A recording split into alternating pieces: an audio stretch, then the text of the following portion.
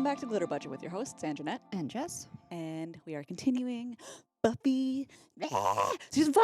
It's one of my favorite seasons. Yeah, so. You good? No. All right. This is. Well, I don't know. I distinctly remember this season like more vividly than any other season watching it growing up. I don't know why. I definitely remember watching it live because I remember going into school the next day and somebody had missed it and asked me what happened and me just like flipping out, hating how it ended. Like was not satisfied with the ending whatsoever, and also Of the season? yeah, and also my God. thinking that it was like how it ended. Like that was gonna be it. There was gonna be no more seasons. Yeah.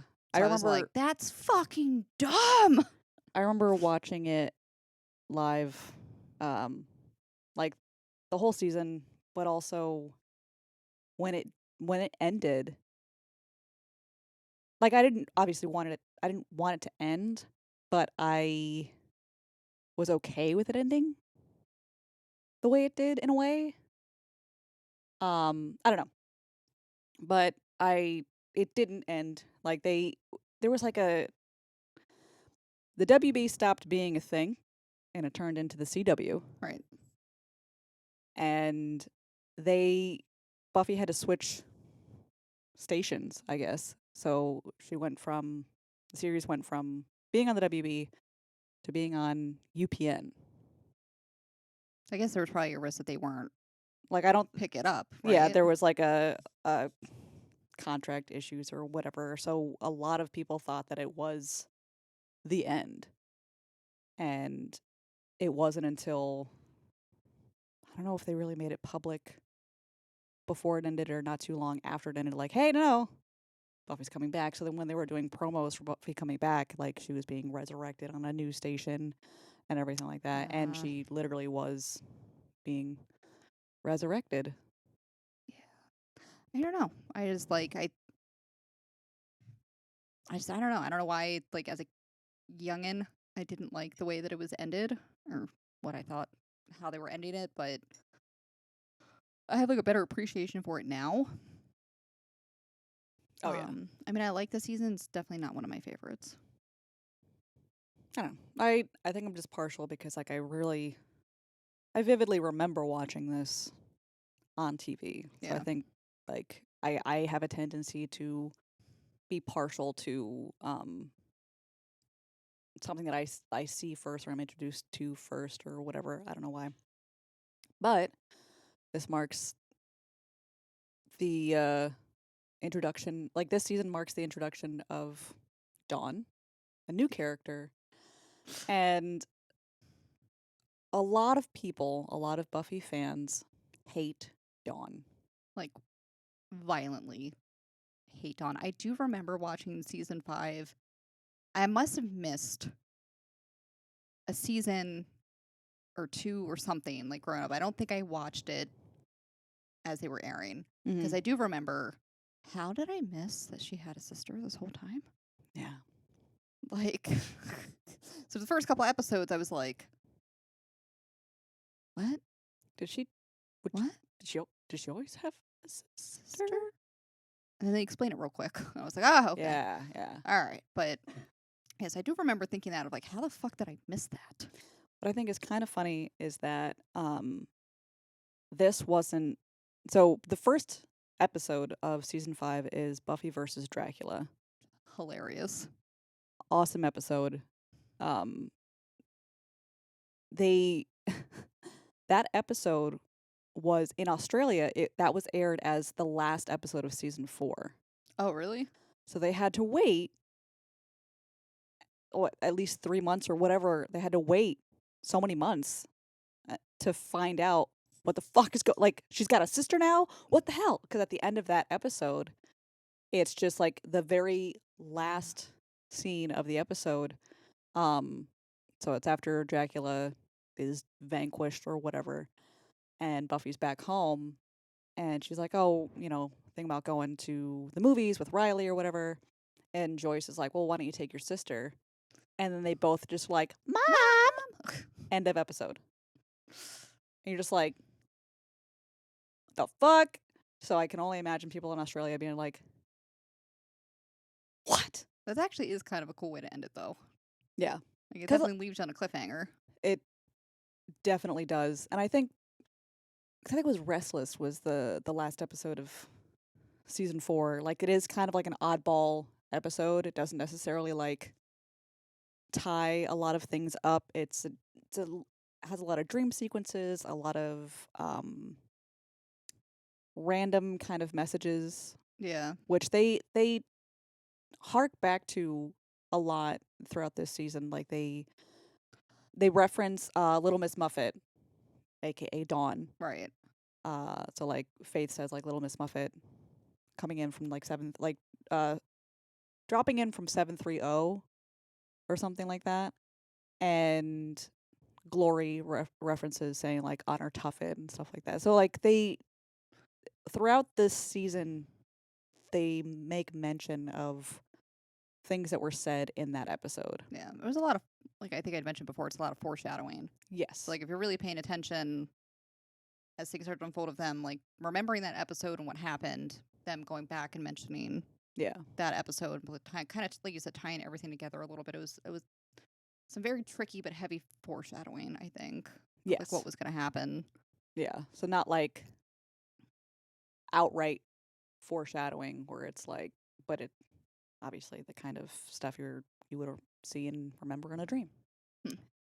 But yeah, so like I feel like that would have been a decent end to season 4, but I also love the way that it starts in season 5 Yeah. because she like is finally introduced to Dracula. She's like, "Get out." I think he's like so frustrated that she's like not scared or enamored or like Yeah. she's like, this is just ridiculous. Mm-hmm. But Dracula is the second vampire to bite her. It That's right, yeah. was third vampire. Third. Because it was the Master, and then it was Angel, So yeah. and then Dracula.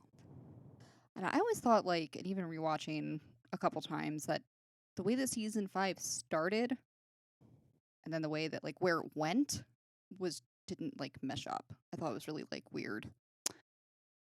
There's a lot of stuff that happens in season 5, which I think is why I like it so much. So you really like this is the season where it's revealed for sure that Spike is in love with Buffy. You still got like the remnants of Riley and the initiative that I just, like I said, I wasn't a fan of that storyline to begin with. Mm-hmm. So I was like, this is over now. Moving on. Yeah. Like, no, we're still gonna keep dragging this out. Cool. All right. So like Riley is no longer in the initiative. He had like the behavioral modification chip taken out of him. And so he's dealing with being like a regular Joe Schmo. And also funny thing that happened in that first episode, Buffy versus Dracula, is like it's like one of the few times that you see all of the couples acting normal. Like they're at the beach. Right. So Yeah. it's Buffy and Riley, it's Willow and Tara, it's Xander and Anya, and they're all just like chilling out at the beach, just having like a couple's day. Yeah. And it's kind of nice. You never see it again, but it's nice. I think it's just kind of like kind of reminds you that, you know, they do in between, you know, the chaos and stuff like that, do leave normal lives. Mm-hmm. You know, I mean, because there's like a good chunk of time that we don't see, you know, in between seasons and stuff. They allude to like how much time has passed. So you can only Yeah. assume within that time they're just doing normal couple things. So I think it just kind of, It's nice seeing like everyone having a little bout of normalcy before, shit hits the fan before Dracula comes and all that kind of stuff. So it's revealed that Dawn is her sister, and you find out later on in this season that she is actually a mystical key forged by monks, and she is supposed to be hidden away where the Slayer can protect her to keep her away from Glory, the big bad for season 5. Glory is a god, fallen from grace. she was kicked out by other gods because she was so much of a cunt. she got so powerful, and and she's kind of a cunt, I fucking hate her. that I love Glory. Everybody loves Love Glory. her. I hate her. I don't hate Dawn. I understood in the beginning, like, she was the epitome of a teenager, so she was portrayed appropriately. Yeah. So I don't understand why people are all like mad about it. Like, she's a fucking teen. Like, get over it. She's 14 years old. She was Yeah. actually originally supposed to be 12, and they kind of didn't change a lot of her lines from being a 12-year-old. Right. So that is kind of why she sounds so whiny and teenagery, is because she's a teenager. It's what they do. So Who has an props. older sister that's the Slayer Yeah. that gets a lot of attention. So like younger siblings in general are always trying to like bug their older sibling, and they always kind of feel like, well, a lot of the time they feel like they're in their older sibling's shadow. And especially in this instance, we're taking real life circumstances and they're putting them in these like imaginary scenarios of you have the Slayer and she just has this regular old Joe Schmo younger sibling. That's what everyone believes. Yeah. And She's so gotta be whiny. props to the writing and the acting. Why you think that she is so detestable? I do. I do love how they're like. There's a couple memes that I've seen where it's just like, and you can't hear a picture, and it's just a picture of Dawn like, get out, get out, get out, get out. Yes. Like, yeah, I can hear it too. Yes you can. But there are a lot of teenagers that would scream that for realsies. So I don't, like I said, I didn't mind her, and I think her character, like, she's not as bad as the seasons go on. Mm-hmm. You know what I mean? So it's just like, you can, if you don't detest her and you actually pay attention to like her character development, she starts to mature, and you can kind of see they did more seasons where Yeah. she probably would have gone. And they do continue to develop her character, obviously, in the comic books. Yeah. That actually, you find out that Dawn actually has a crush on Xander. And It's kind of apparent in the series. yeah, Yeah. but they actually end up together in the comic books. That's weird. It's weird until you think about, well, it is, I think it is weird, but the age difference is not that bad. Because he's only 4 years older than she is, I 4 or think it's- 5. Yeah. But obviously they look like there's a much bigger gap between Nicholas Brendan Yeah. and Michelle Trachtenberg. But I just guess think, I the don't age difference is not that bad, and it was well after she was legal well, that's good. that they That's a got nice together. change of pace. Yeah, Angel. No, but I don't know. I always think those things are just weird because that like brotherly sister kind of dynamics like already been set. Yeah, that I think that's the part that I find weird. Is Yeah. like we always kind of, but from Don's point of view, she did have a crush on him. I would just think from Xander's point of view that would be weird. Yeah.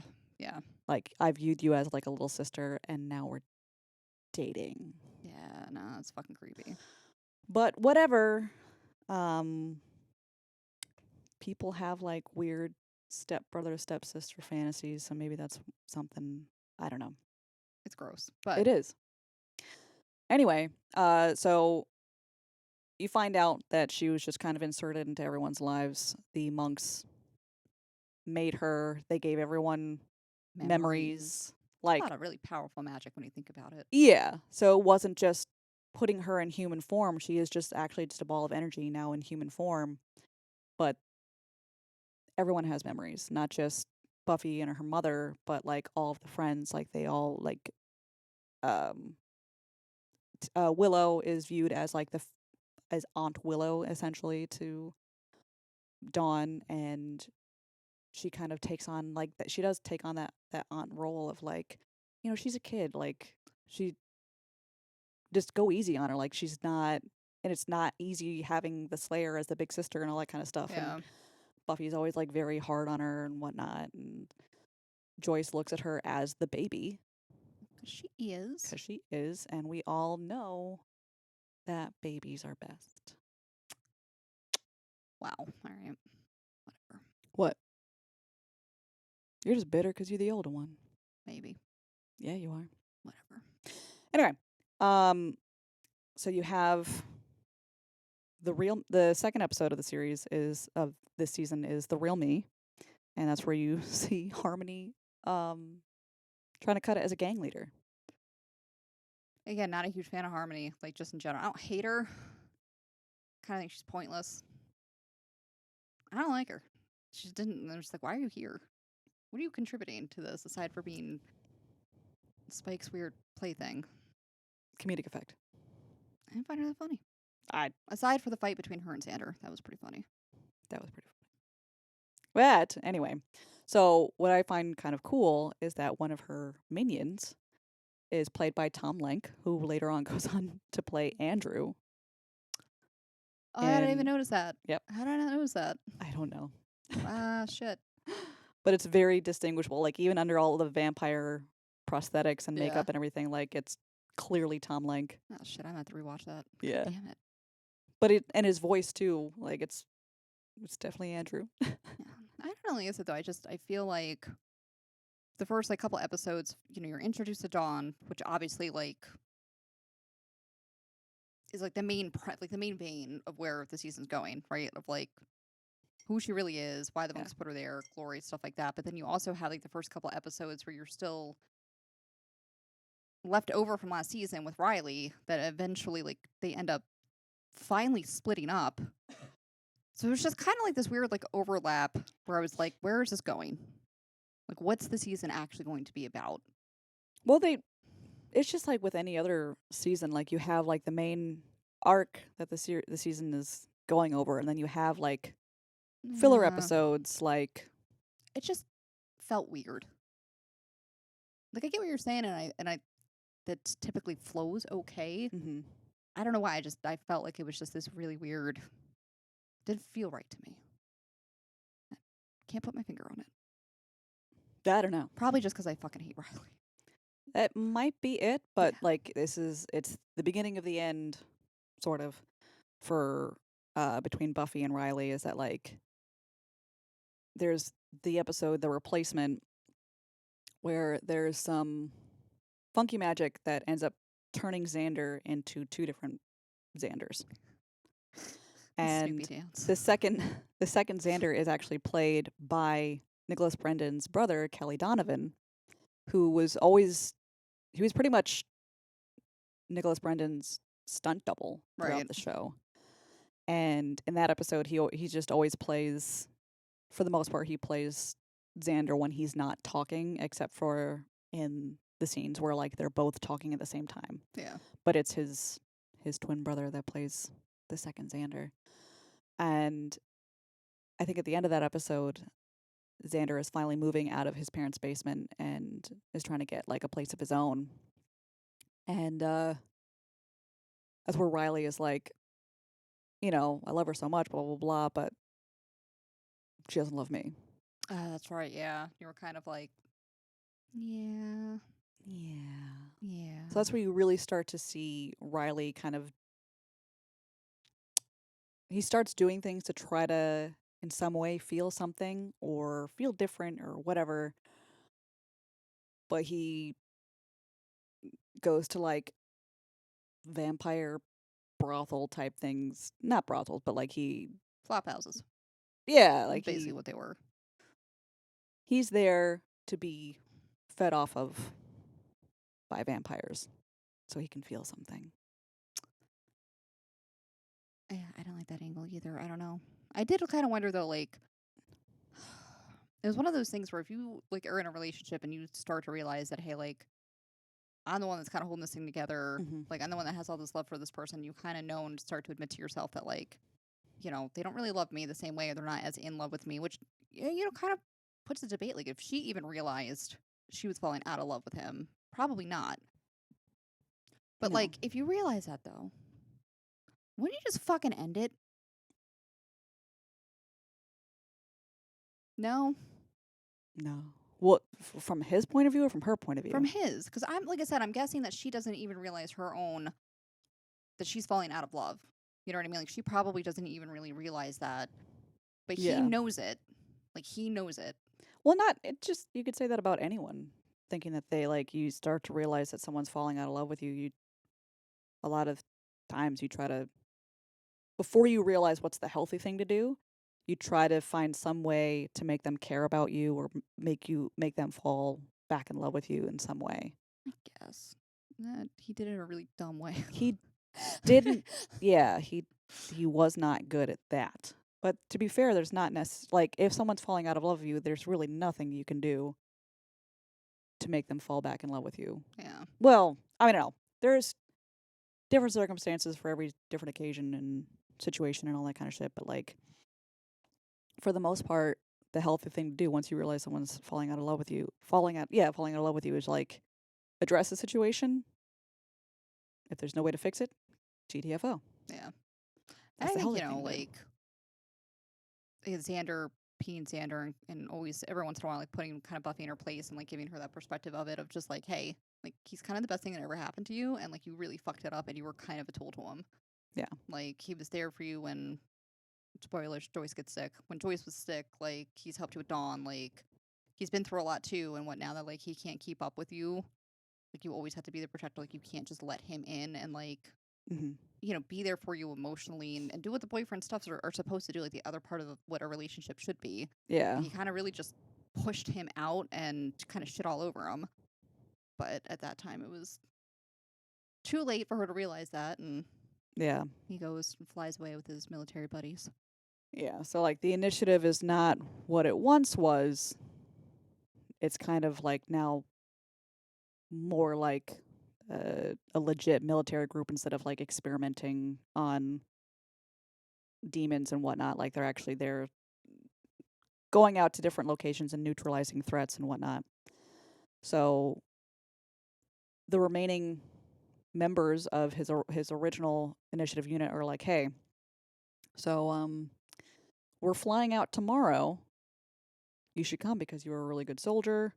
We're not doing all the same shit that we were before. It would just literally you would just be a soldier, Yeah. but fighting demons.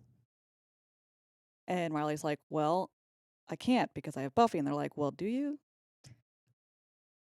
What are you still hanging So on for? Riley gives her an ultimatum, and Xander gives her a pep talk of like, what, you're mad that he gave you an ultimatum? Like, It wasn't even a pep talk. He was just like, it was a verbal lashing. well, yeah. My pep talk was like, I guess a euphemism for like, bitch, get your head out your ass, Yep. realize what you have, or else it's going to be gone. And then one of the most unbelievable parts of that episode when he leaves is the episode Into the Woods, where he's waiting in like a parking lot and they're supposed to be waiting like until a certain time. He gets in a helicopter and the entire time before he was waiting, he was like looking around, gets in the helicopter and then never looks down. Yeah. And she's there shouting, and obviously, you're in a helicopter, you can't fucking hear shit. But I don't know. I would think if you were still, Grasping for hope. yeah. Yeah. And then he ends up having like kind of like a happily ever after situation. Good for him. Good for you, Riley. Whatever. Oh my god, your hatred for Riley is just like so misplaced. Like I don't get it. I don't know. I don't know. I just don't like him. I just don't like him. Find him to be very annoying. He was blah.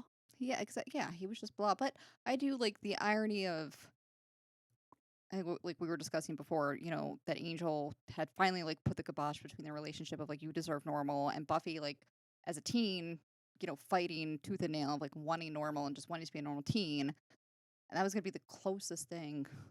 Yeah. Initiative aside, which is not normal, is weird, but like that was gonna be the closest thing that she was gonna grasp. Yeah. Having somebody who accepted what she is and the crazy that comes with it, but still wanted to be with her. And still can't like he's mortal. Yeah. Like she is. He just doesn't have superpowers, but he's as normal can get for her. And he was just like, it seems like you don't want normal. Because I don't, yeah, again, like I don't think, especially the older that you get and the more that you start to get in, I guess just accepting, like, this is just who you are. You don't really, you start to realize, like, fighting tooth and nail that normal just isn't going to work. Yeah. Like, it's just not something that they're cut out for. Mm-hmm. is what it is. But so we're finally done with that fucking storyline. I just don't know. I just like I said, he's just blah, and he's just too goody two. I just don't fucking like him. Okay. Sorry. Moving on.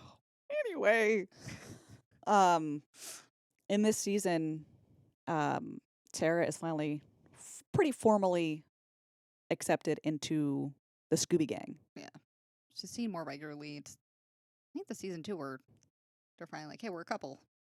Yeah, so like they're officially a couple. She's officially part of the Scooby Gang. They've officially accepted her. They have the episode Family, where Amy Adams is in.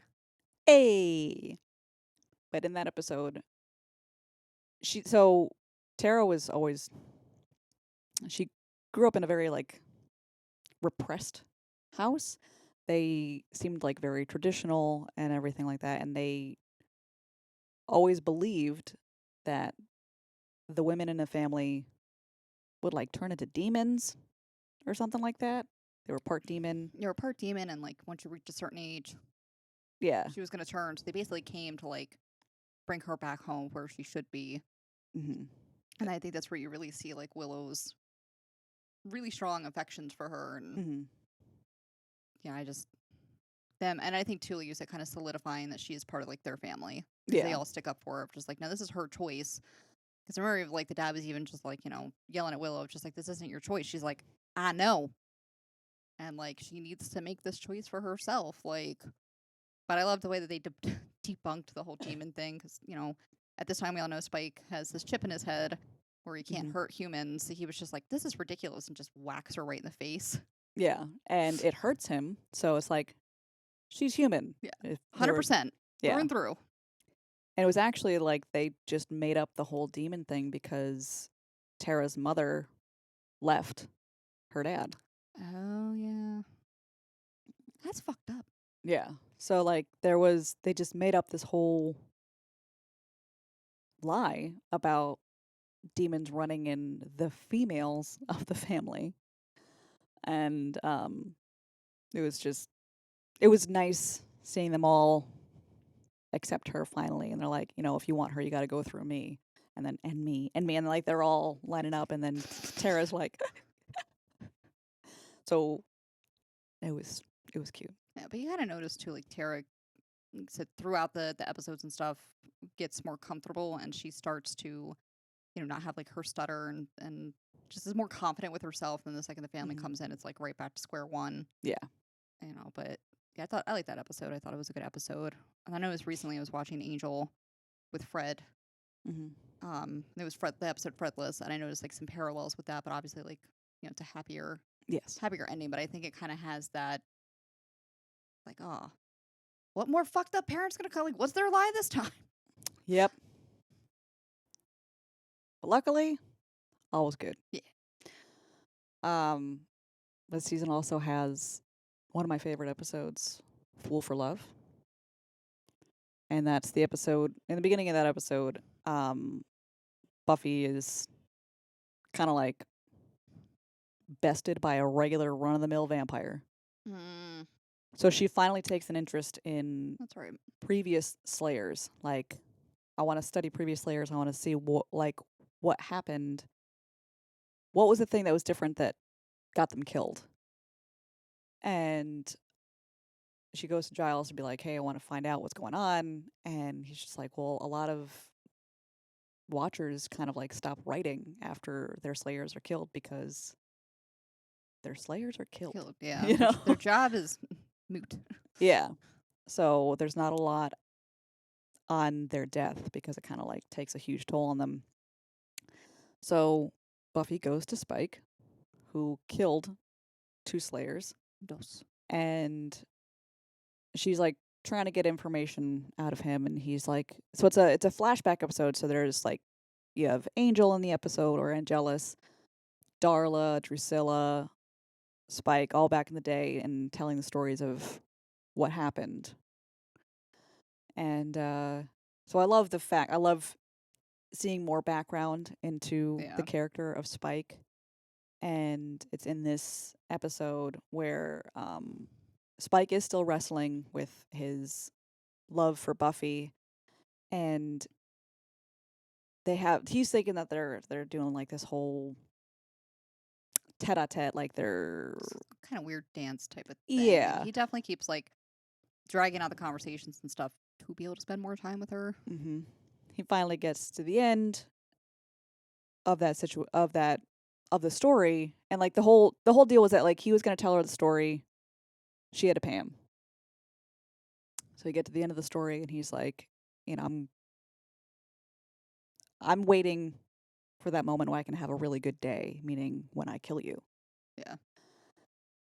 And I like too though, like the last by the time it gets up to the second Slayer though, they're fighting mhm, and it shadows the same fight. yeah, So I think the end of it was just like, y'all just want to die. yeah. It's just like that's the thing. Like that's why the Slayer dies, is because they want to. So, and Buffy kind of logically, rationally has issue with that. She's like, no, that can't be it. There has to be some reason. There has to be some reason why.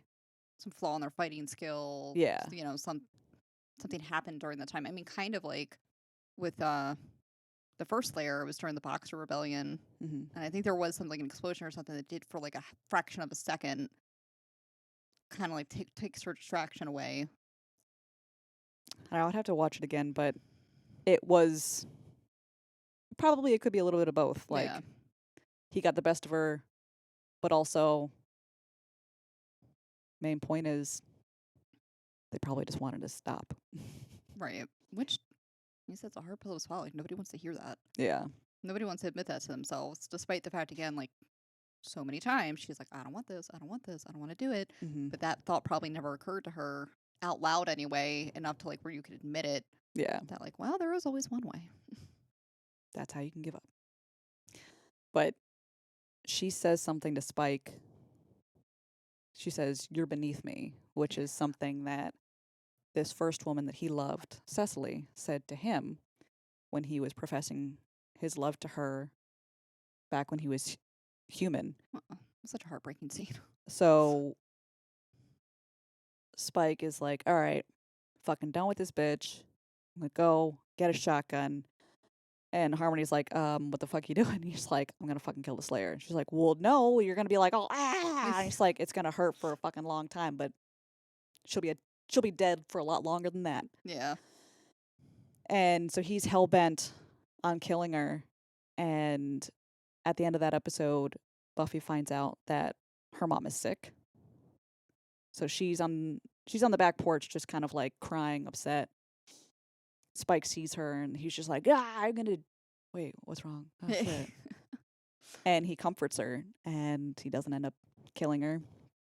And you're like, damn Spike, you in love. Yeah, pretty Dumb hard.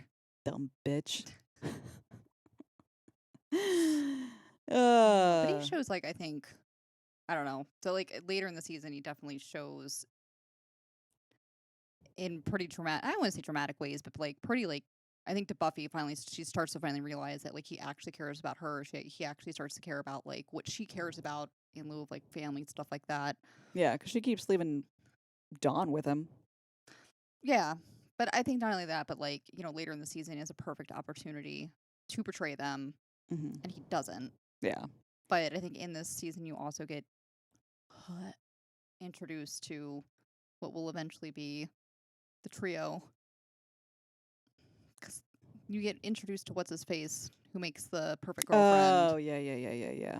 I was made to love you. Yeah, it wasn't Jonathan. It was Oh my God, Warren. yes, Warren. I He is probably one of the worst characters ever. Yeah. He's someone that I don't like, but I mean they wrote him well. They wrote him in a way that you could just really They want you to dislike hate his him. yeah, because he does some really despicable things in season 6, and the other two just kind of go along with it because they're afraid of him. Yeah. But you really start to see him be like a shitty person in this season because he was lonely. He made like a real life sex bot, and That was so weird. it was weird. But because he didn't want to lose this. He ended up falling for a real person. They end up getting together, so he just abandons this real life robot who he programmed to have like um protective feelings for him and all this kind of stuff, and he just like heartlessly leaves her. It's just like, I just kind of figured that her battery would just die because it's not supposed to, like, it wasn't supposed to last this long. But because he had programmed real feelings of like love and all that kind of stuff into her, that kept her going Yeah. until she finally realized he doesn't love me, and then she dies. Which is like the whole thing's just so sad. So he ends up like losing the real girl who actually falls for him, and then like they're together. Hmm. But she finds out about this creepy fucking robot that he left on like the side of the road. Yeah. But it was just, I don't know, the whole thing was just fucking really disturbing. But what I found even more disturbing was like, I don't remember if it was the same episode or a different episode. Spike shows up and was like, "Make me a Buffy bot." Yep. I was like, "Really? We had to go there? We had to go there with it." Okay. We went there. But Fucking weird, man. in Spike's defense, he's soulless, so he's not going to make the best decisions. Because he got rid of Harmony, finally, Yeah. and now he has the Buffy bot, and he's off on his own. He's doing his own little thing. And It's still fucking creepy, man. Like, why'd you have to write that in? Why? Why? I don't know. I just think it's weird because in that episode, the end of that episode, the, before this, they were dealing with Joyce being sick with a brain tumor. They thought they'd done the tumor removal surgery and everything. She seemed good to go. She's back home. And at the end of this really weird, kind of funny but deeply disturbing episode, Joyce dies randomly. And the next episode, The Body, I cry every time. It's awful. And it's just everyone dealing with death and not knowing how to deal with that. And Anya's Anya's oh what my got God. me. Anya's whole speech is Because, you gotta think, like, she hasn't been human in a millennia. So as a demon of, like, just not really having those kind of feelings and stuff, to being thrown into this of just, someone please tell me how, like, what to do and how to act. Like, she just didn't know how to handle it. mhm. It just, it crushes me every time. Yep. But I think, like, another thing of just Buffy not being able to accept that this is just a part of life. This is what normal events happen to normal people. Yeah. It wasn't Glory, because at this point we're introduced to Glory Mhm. pretty well. So she's convinced that it was Glory. That Glory had done something to her mom. It wasn't just, Yeah. and then yelling at the doctors, like, you guys told me she was fine, like everything was over, she was going to be safe. So I think it's just that whole dynamic too that always got me of just, nope, sometimes this just fucking happens. Like, you want it normal, this is what normal is. And it sucks a lot. It sucks a lot.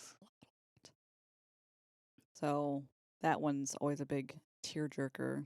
And in the following episode, Dawn is still dealing with it and tries to bring her mom back from the dead. So she, with the help of Spike, end up like getting into some deep magic, trying to bring her back from the dead.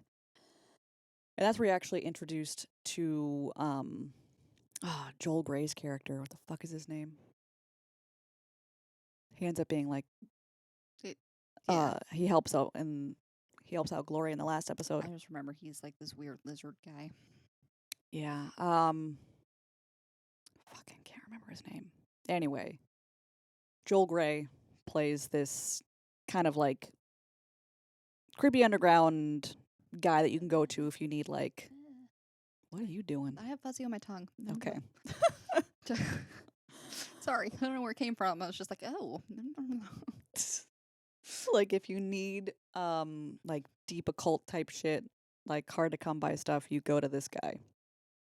And they go there and he warns, he's like, you know what you bring back might not be who you want.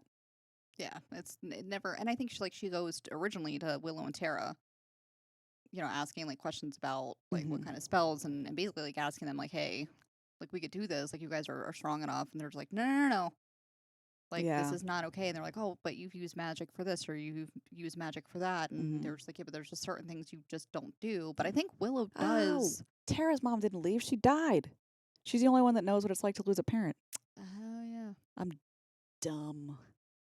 But doesn't Willow inadvertently kind of like as they're leaving the dorm room, like Yeah, she pulls. pushes out a book for her? Yeah, she like has a book come out, and it's a book on magic and raising the dead, and Probably thinking that she would never yeah, that she be would able to kind of like do get it. some questions answered or something like that, like, satisfy her curiosity.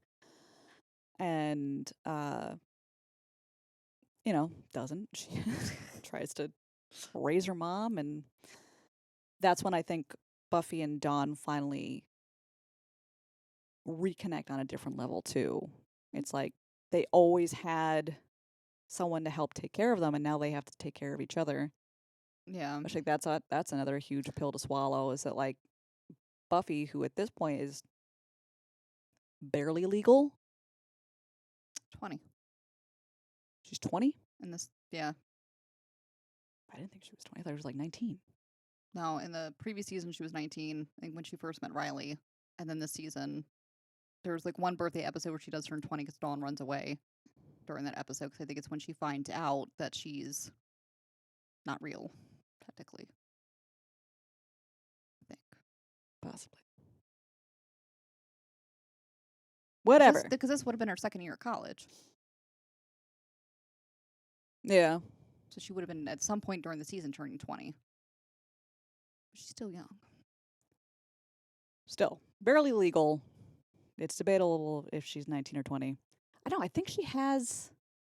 I think they do birthday episodes on the even seasons. Second, 4, so 2, 4, and 6. We'll get back to you on that. I She's still think young. she's 19. She's too young to be raising a kid, taking over a household. Yeah, dealing with mortgage and bills and debt and all that kind of stuff. Like, so I think just normal person thrust into that situation fucking hard. Also, Slayer being thrust into that situation even harder. So I feel like there's probably a part of her, like, even though she was going to college, she still didn't know exactly like what she wanted to go for. And I think, again, there's probably a part of her that was trying to hold on to having a normal life, but a part of her too that realizes that, like, I'm never gonna have to do these normal things. It's always gonna be taken care of for me because I have more important things to do. yeah, that's why she always had she had her mom do a lot of things for her. She had Giles do a lot of things for her. And that's ultimately like cuz he was planning on leaving in this season, and then when Joyce gets sick and dies, he is like, "Okay, I'll Gotta stay stick around. stick around." But then when he realizes that she's relying on him too much, that's when he's like, "Okay, well, I'm going to leave." That in the next season, that's Yeah, when he ends up leaving. And that's like what the final nail in that coffin is. Yeah. yeah. But I think, so you have a lot of, I guess, normal events, that happen for Buffy, like realizing her always trying to be tough and take care of everything and being the Slayer ruined a normal relationship, going through like trying to be a sister, losing her mom, like all these kind of normal things on top of Glory being around and them not knowing literally jack all about her. Can't really find Mhm. any information. Can't really figure out how to like kill her. And then, the council comes rolling into town for like that test, another test. Well, they're like, we have information on Gloria. We just want to make sure that you know what the fuck you're doing. Yeah. And so they're trying to like they're interrogating all of Buffy's friends. They're interrogating Giles, all that, this, that, and the other thing. And then by the end of it, Buffy's like, "Okay, fuck you. You're gonna listen to me." And there's a reason why I've been kicking ass for this long. So you're gonna shut up and you're gonna listen to me. You're gonna give me all the information that you have on her, and then you're gonna go the fuck away. Yeah. And that's when they find out that Glory is a god. And you gotta, and that, you know, Dawn's a key and all that kind of stuff. Well, I think they know that Dawn's a key. Yeah, because the monks Yes. told her But that. they, So I don't know if they necessarily knew what the key's function was for. right. So that happens. So Gloria's going around trying to like find out who the key is. She finds out that like the monks made her, they didn't know what the monks made her into, made the key into. They don't know. Yeah. She doesn't know that it's human. But eventually she finds out that it is a person. And they put that person to be watched over by the Slayer. So she knows that it's someone new in the Slayer's life. So Gloria's minions are going around trying to search for someone new. And they Yeah. see Tara as someone new. They see Spike as someone new.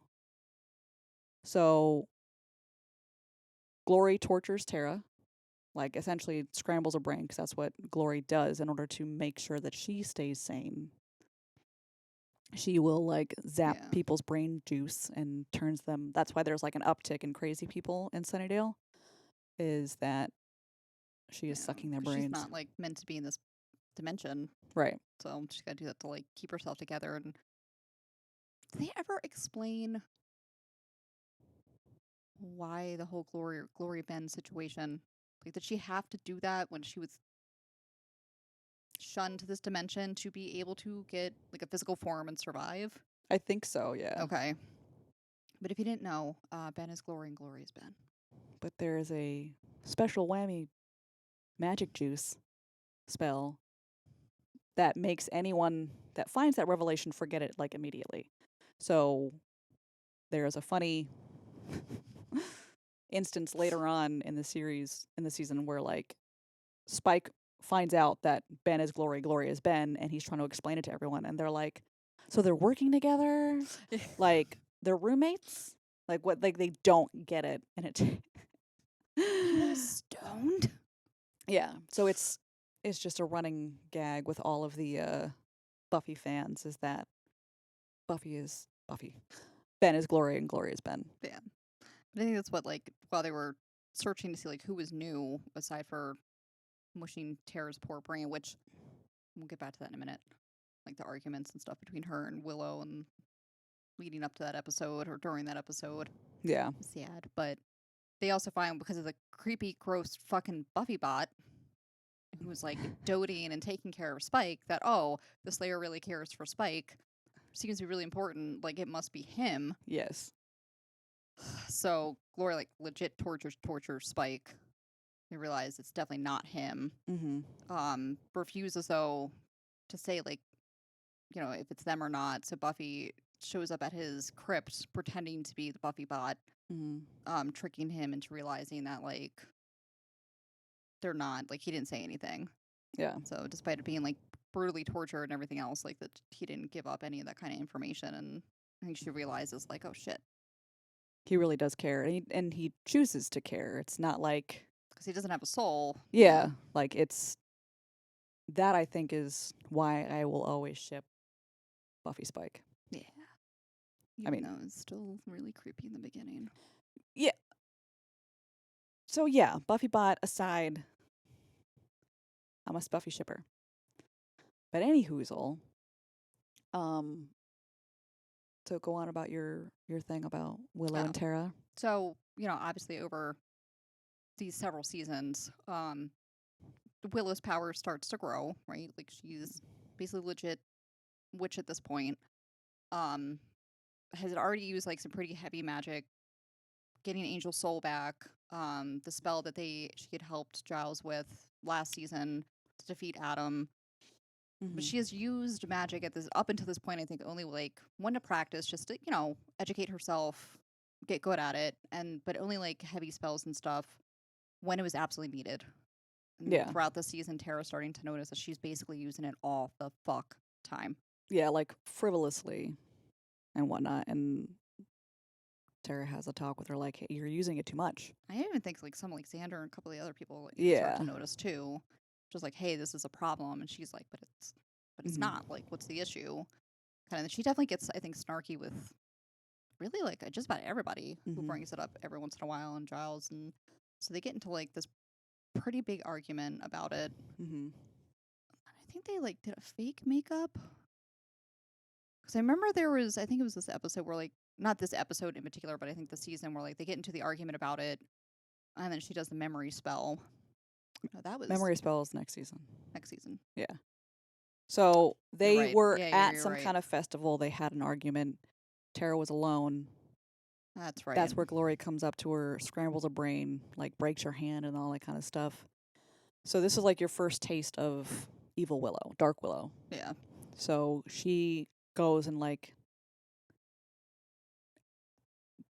essentially like gathers a whole bunch of dark magic stuff to go after Glory, and everyone's trying to like Buffy's trying to stop her, like, what the fuck you doing? Like, you're going to die.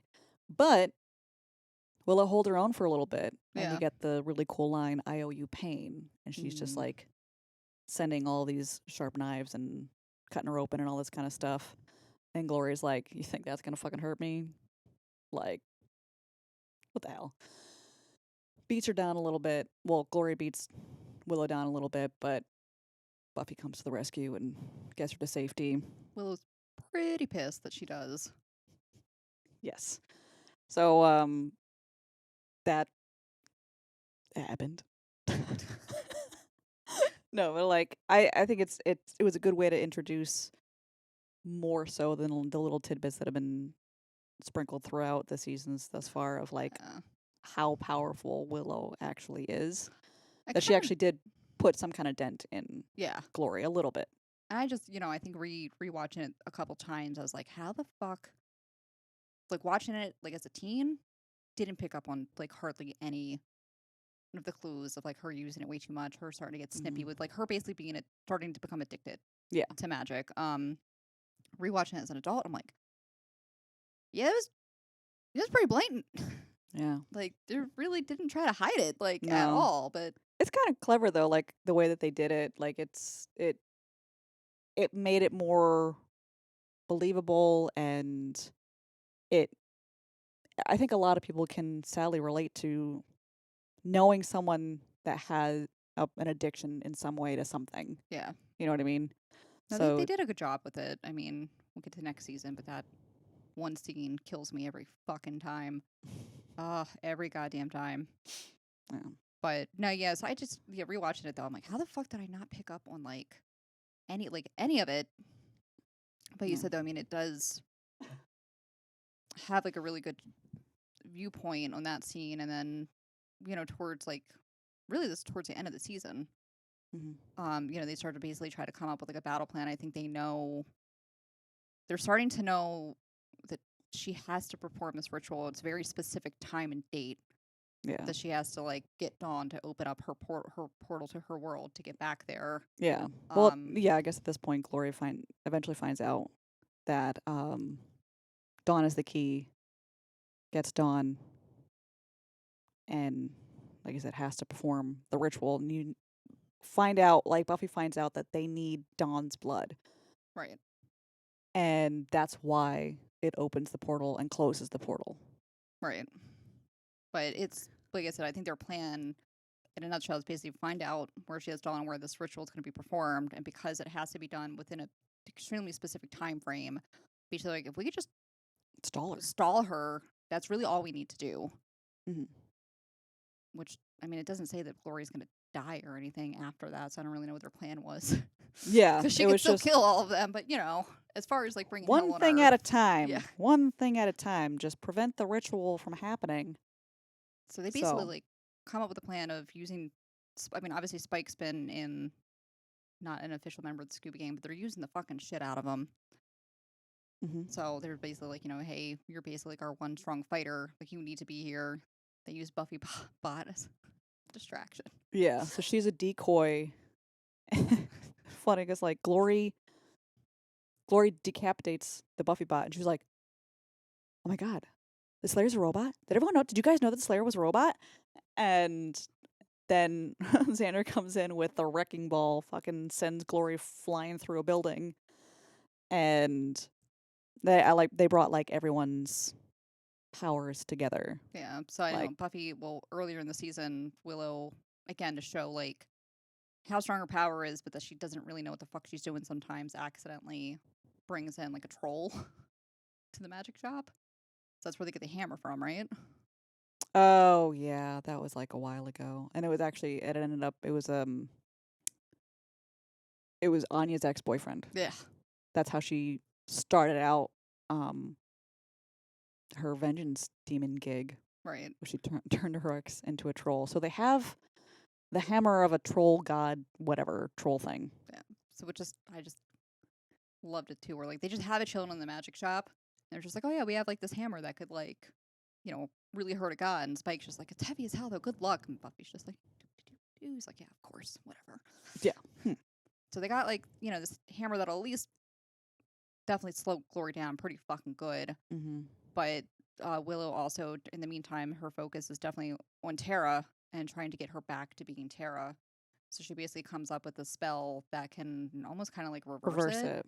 And again, demonstrating like how fucking powerful that she is, because that really fucks Glory up like Yeah. pretty fucking good. Like disorients her because it puts her back into a crazy state. And then Buffy beats the shit out of her until she eventually turns back into Ben. So Ben, being human, is kind of like, okay, I can't fucking do it anymore. And then this is where one of my favorite parts of this episode is Giles kind of going back to his Ripper roots. Is like, Buffy's not like you and me. And he suffocates Ben. Knowing that that's the only way, true way to kill to Glory. kill Glory is, and Buffy just didn't, because he's human. Like she still views him as a human and innocent. Like it's not his fault. Yeah, he's essentially a tethered to this vessel. god. Yeah. Because originally, like once Ben pops up, she's just like, all right, like you and your fucking crazy sister, whoever, like gonna get the fuck out of my town and just like never come in. And Yeah. Giles is just like, all right, I knew this was gonna happen. I'm just gonna come in and like clean this mess up. Yeah, it was. Because it's just like, oh damn, that needed to be done though. Like, yeah, I hate to say it, that needed to be done, and they just killed Dawn.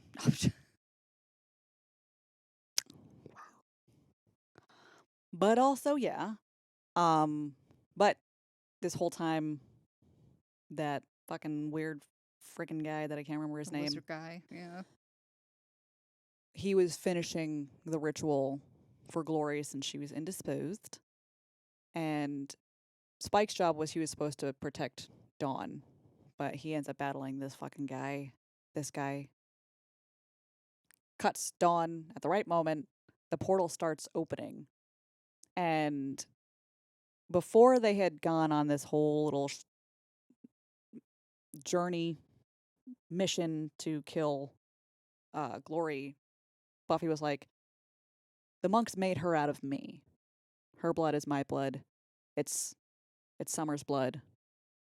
So she kind of realizes, holy shit, I can it can use my blood and she can stay alive because she's my sister. yeah.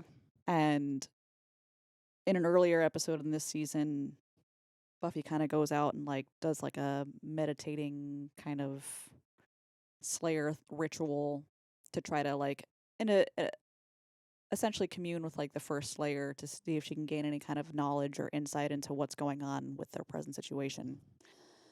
And she has a vision of the first Slayer, and the first Slayer is like, death is your gift. Yeah.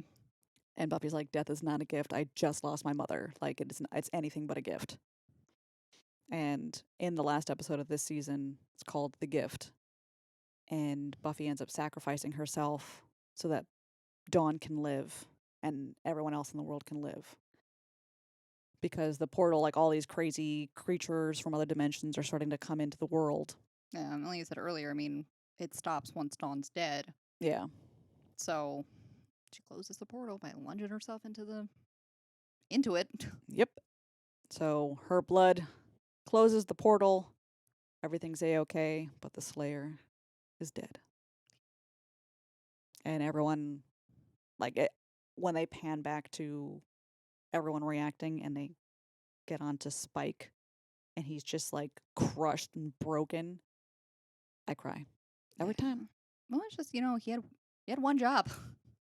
He fucked it up. You know, like found out that he was like madly in love with this woman who like really kind of wanted nothing to do with him, but he was fortunate and probably found himself lucky enough to still be serve a purpose in her life. And he had one Mhm. job of just to save Dawn. And this little lizard man literally just like shoved him off the fucking like it was no fight. It was just Yeah, he did. But it was a huge, really big tower that, yeah, Glorious minions were building the entire time. So, you know, it sucks. And he counts the days ugh, the days and minutes, that, months. until Buffy eventually comes back next season. Yeah, Spoilers. But yeah, that was that's probably why I love this is one of my favorite, like I said, one of my favorite seasons, because throughout the whole season there's like an emphasis on like family and belonging, yeah, and everyone kind of finds their place in a way, and kind of like how in Supernatural, like family don't end in blood, yeah, and everyone realizes like this is all one big family. We're all trying to like protect each other, save each other, and I think that's kind of like why I love this season. Like one of the most is Giles realizes he's still needed. yeah, Um, Everyone kind of has their they find their happy moments. Like I said, with Xander and Anya, Willow and Tara, and Spike realizes that he loves Buffy, and he still, like you said, he finds a way to still be in her life. yeah, And Buffy's, even though sometimes she has a hard time adjusting to that, like she realizes that he does care about her and her sister and everything. And Buffy and Dawn realize that they have to look out for each other, and they kind of have to grow up a little bit before they should have, and that's hard. yeah. No, I don't know. Like I said, I mean, I like all the seasons. It's just Yeah. not one of my favorites. But that's why they have and the filler episodes are I find really funny too. Yeah. I mean, like I said, just with every season I like, with every season there's, great episodes, but as a whole, Hmm. probably wasn't one of my favorites. I started off hating season 6, probably one of my favorites.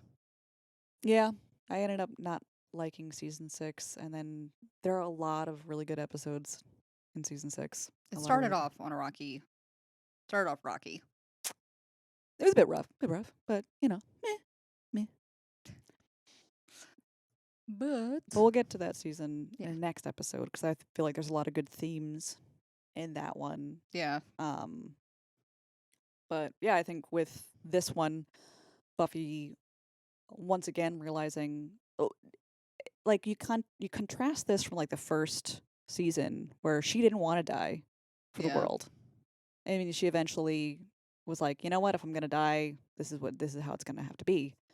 And in this season, she is very much okay with it by the end of the season anyway, even though when Spike was having that little conversation with her of in the end you want it. You yeah. want to die. And she finally comes to terms with that, but she's okay with it. She doesn't feel like she's giving up. I don't think No, she doesn't feel like she's giving up. She's sacrificing herself for a purpose. That death is my gift. right. My sister gets to live. Everyone's okay. I think it's And one of those things like you're not. I mean, they've scrambled this entire season to figure out how to stop Glory to the point where they're like, "Fuck it, I'm just gonna run away. Like, we're just gonna run away with her. If all we have to do is like prevent them coming from this, like, we're just gonna run," which mhm, doesn't work. And I mean, part of her might have been, he said okay with it, but kind of like Spike said, just like I could just be done. I could just be fucking done. yeah, Like I'm doing a good thing. I'm sacrificing so everyone can live. And on top of that, it's gonna end everything that's happening. So it's a win-win. I could just be fucking done. mhm. Like, And then no one else was okay with her dying though. no, that was one. Well, I think it's one of those things where it's just like, get over it. Yeah. You'll figure out a way to move on, and life goes on. Mhm. No, but I think it's just one thing that, like, I think which we'll talk about next season, and that Buffy brings up. It's just nobody considers her. Yeah. You know, or what she wants. Like everyone's like, I need you, you need to be here. We can't do this without you. And she's like, fucking Christ, man. Give me a fucking break. Like I was done. I hung up my stakes. I was done. And you fuckers. I was happy. There was nothing. I didn't have to do anything. Yeah. There's no stress. I didn't have to save the world again. And again. And again. And again. And again. So that's, I love on her tombstone. She saved the world. A lot. So, but yes, Buffy season 5. Good times had by all. Glorificus. It's emotional. It's an emotional season. Yes. Cried several times. Several times. But yeah. So give it a watch. It's still on Hulu and I think on Amazon Prime now too. It is, yes. Cool. Yeah. So give it a watch. Let us know what you think. And next episode we'll be talking about season 6 when it comes back on UPN. And yeah. So all of our I always have a trouble speaking by the time we get to the end of the episode. I don't know why. I'm just tongue-tied. We're tired. Ah. If you like our vibe, please like and subscribe. Thank you. All of our social medias will be linked in the description box down below. And we'll see you in our next episode. Bye. Bye. Grr.